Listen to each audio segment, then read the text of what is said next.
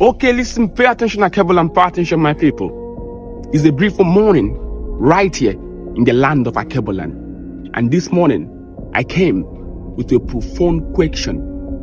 Akebulan, tell me, can you remember the name of your great-grandfather?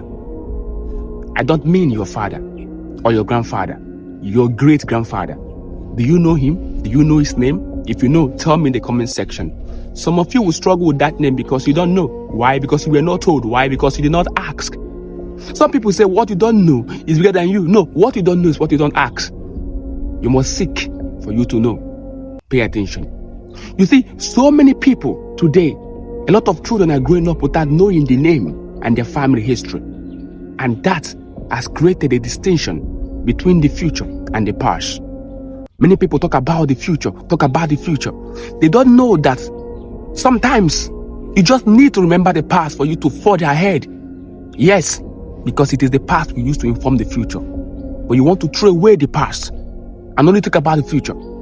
Thinking about the past does not mean you should dwell in the ills of the past. No, sometimes you recharge from the past.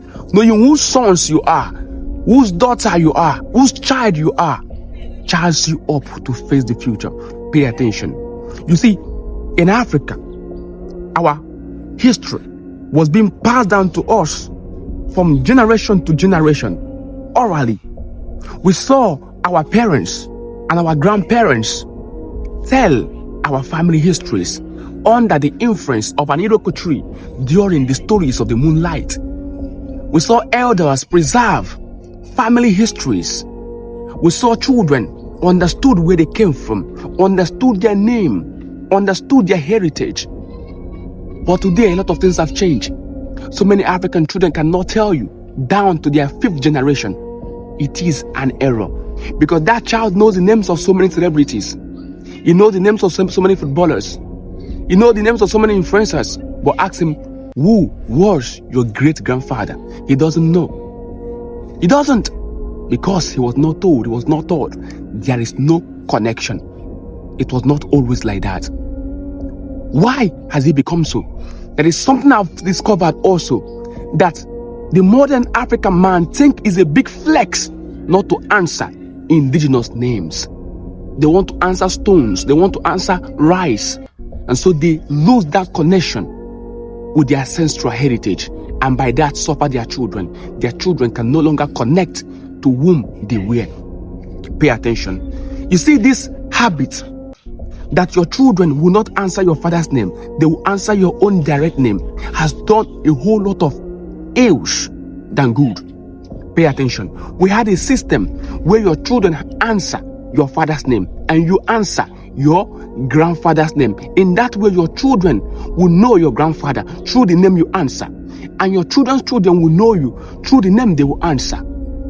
Do you understand? But when your children only answer your direct name, and sometimes your direct name that they answer is an English name or French name, they answer directly, your father begins to disappear. His picture will hang in the parlor, in the sitting room, but his memory will begin to disappear. That picture will just hang there without a name to reckon with. No, that is not how it's supposed to be. Because we have allowed urbanization, we have allowed migration, we have allowed this adaptation of foreign name make us forget our ancestors. To let your children understand their ancestors, you must preserve your family name. How do you preserve your family name? You that know your family name, let's assume that you don't know your grandfather, you that is watching this video, and your parents do not know. Start with your parents. Write the name of your father. Write your own name. Let your child write his own name. Put it down. Make a video. Document it. Keep it somewhere in a hard drive. Generations to come, they are going to watch it and know. In that way, you preserve your family history. Because when you lose your family history, you are not just losing names. No, you are losing lessons. You are losing identity. You are losing memory. You are losing a sense of belonging. Don't do your children that dishonor. Do them that honor to preserve your names. Akebulan, I love you and I care about you. Because a town cry can tear you down to 6, 7, 8 generations of ease. Why? Because it was preserved down to storytelling. Sometimes gather your children, even in your sitting room, gather them. Tell them stories of tortoise, of moonlight, then connect with your ancestral name, Akebulan. This is the message that the voice of the ancestors have for you this morning. Because a tree without a root cannot stand for a long time. A river that forgets its source will soon dry up.